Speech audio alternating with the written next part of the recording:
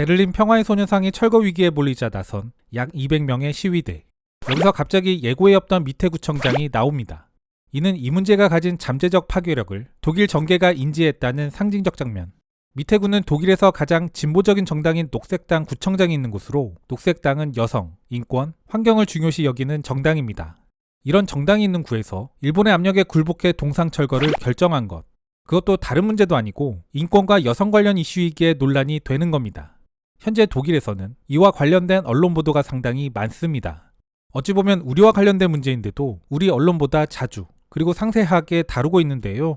오늘은 이러한 독일 언론의 기사 2개를 준비해봤습니다. 관련 보도를 연일 내고 있는 독일 타치의 기사들.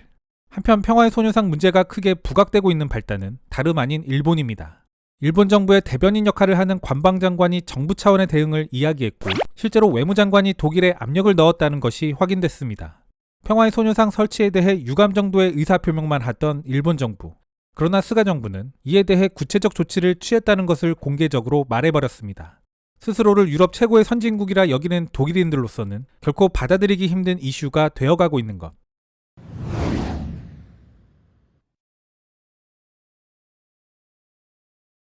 베를린 모아빗 지역에는 지난 9월 28일부터 한 젊은 여성이 의자에 앉아있다. 전통 의상을 입고 단발머리를 한 어느 한국 여성의 실물 크기 동상이다. 언뜻 보기에 그 광경은 평화로워 보인다. 그리고 그 소녀 옆에 있는 빈 의자는 마치 그녀 옆에 앉으라고 초대하는 듯하다. 그러나 가까이 가게 되면 알 수 있게 되는 노인의 검은 그림자와 소녀의 굳게 진 주먹. 이를 알아채게 되면 소녀 위에 놓여있는 싱그러운 꽃에도 불구하고 긴장감을 느끼게 된다. 일본의 보수적인 정부 입장에서 그녀는 악마다.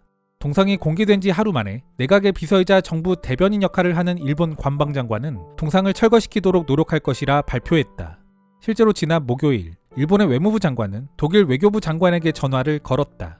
산케이 신문에 따르면 일본 외무부 장관은 이 통화에서 동상 철거를 촉구했다. 독일 외교부는 이를 확인해주지도 부정하지도 않았다. 또한 독일 외교부가 동상이 설치된 거리를 담당하는 모아빗 지역 사무소에 조언한 내용이 무엇인지 이를 확인해달라는 요청에도 역시 답이 없었다.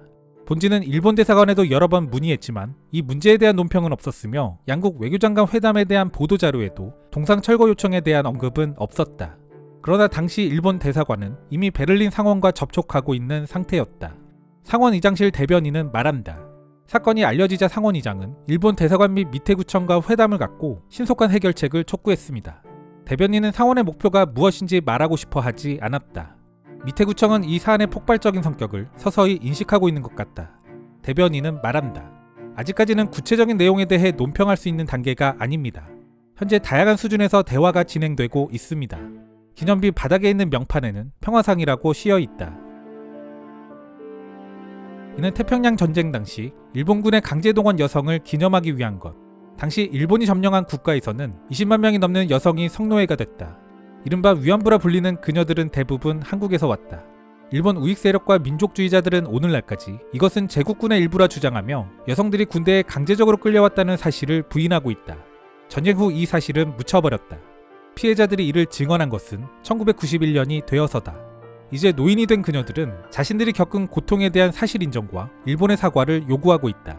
2011년 활동가들은 서울에 있는 일본 대사관 앞에 최초의 소녀상을 세웠다. 그 이후로 시위의 상징이 된 이 동상은 여러 국가에 존재하게 된다.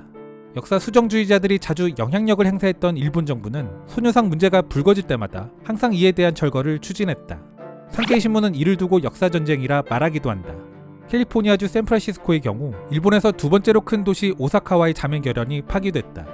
이는 샌프란시스코시가 이 동상을 유지하기로 결정했기 때문이다. 반면 독일에서는 프라이부르크 녹색당 시장인 디터 살로몬이 지난 2016년 일본의 압력에 굴복해 한국의 자매결연 도시인 수원이 준 선물인 동상 건립을 막았다. 저는 이번 사태를 다루는 일본 정부가 자살골을 넣었다고 봅니다. 소녀상 하나의 문제가 아니라 일본 정부의 구구성을 독일 국민들에게 각인시키고 있기 때문입니다. 여기에 다른 국가도 아닌 독일이기에 독일 국민들이 받아들이는 이 문제에 대한 감수성은 다를 수밖에 없지 않을까. 저는 그렇게 판단합니다. 한편 일본군 위안부 숫자는 그 문제의 특성상 정확하지는 않습니다. 여성가족부 일본군 위안부 관련 섹션을 보면 최소 3만에서 최대 40만까지 그 편차가 큰 편입니다. 다만 동원된 일본군 위안부 중 50% 이상이 조선인이었다는 것에 학자들 간 이견은 없습니다. 베를린 동상은 독일에서 세 번째지만 공공토지에 세워지는 것은 처음이다. 베를린 미테지구는 코리아 협회가 신청한 동상 설치를 1년 승인했다. 코리아 협의회는 독일 내 독립적인 시민사회 기구로 특히 무엇보다도 전시 성폭력을 알리는 일에 집중하고 있다.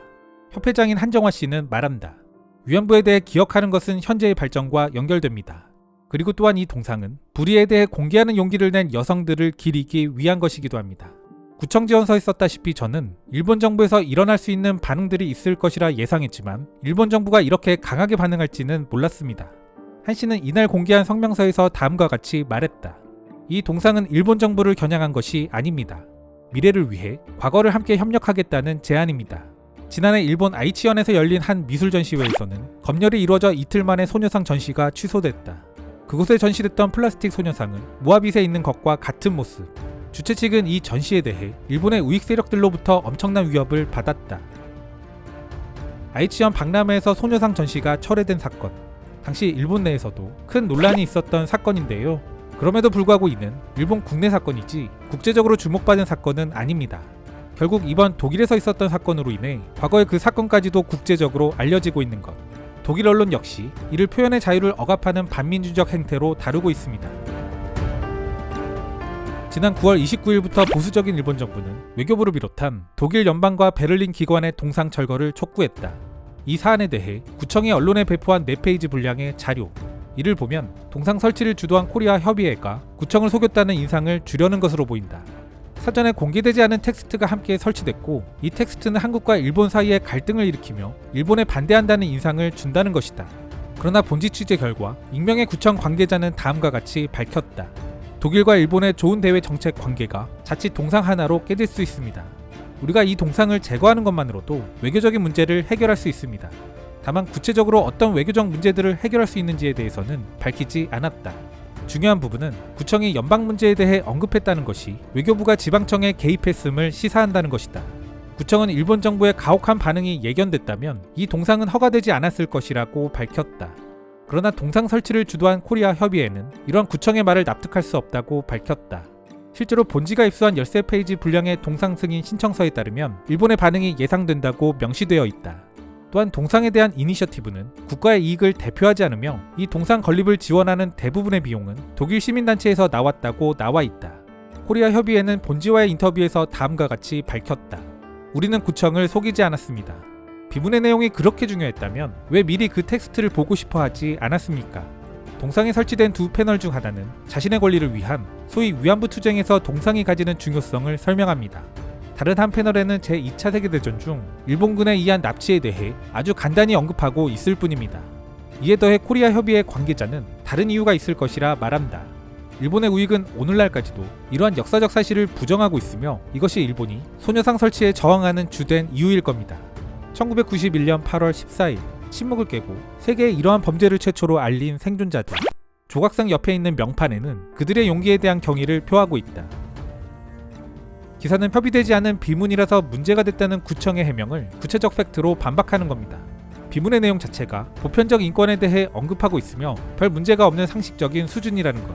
저는 이번 이슈를 보면서 그 원래의 사건을 지금 시대에 맞춰 좀 더 구체적으로 떠올립니다. 지금 주변에 있는 생떼 같은 중고등학생들이 끌려갔다고 생각하면 저는 피가 거꾸로 솟는 분노감을 느끼고는 합니다.